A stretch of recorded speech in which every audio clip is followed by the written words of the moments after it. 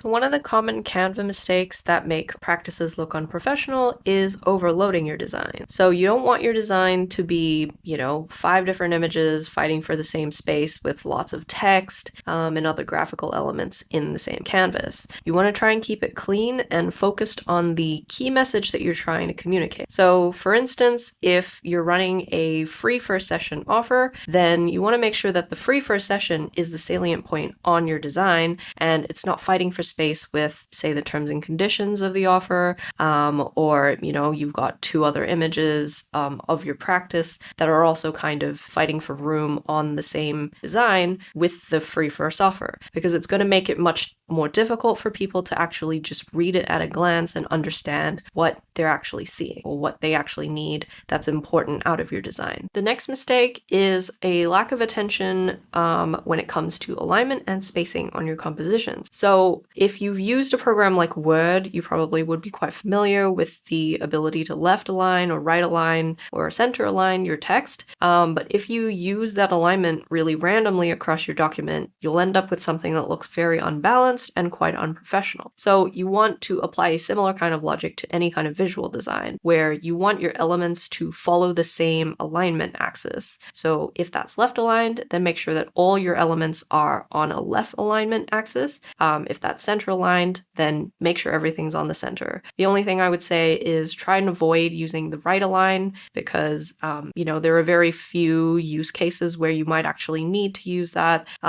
It's much easier for the eye to read left to right.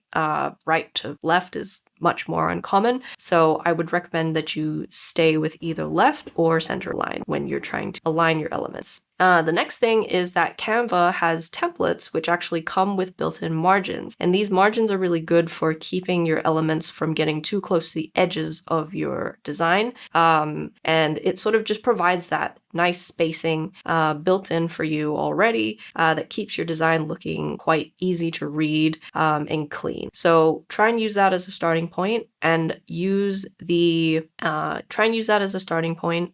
make sure that your spacing between your elements is also pretty consistent. So say, for instance, you might have a social post where you have a headline and then an image in the middle and then a description. You want the headline and the image to share the same amount of spacing as the image and the description. So don't have the distance between the image and the description, much, much larger than the difference between the headline and image. So the third mistake is not paying enough attention to the accessibility of your designs. There's nothing very professional about designs that are really difficult to read because the text is dark text on a dark background or the other way around, or the text being used is a font that is really, really decorative and actually difficult to read. So stick with high contrast colors. So, that's a light text on a dark background or dark text on a light background, so that it's very easy to see what is being written,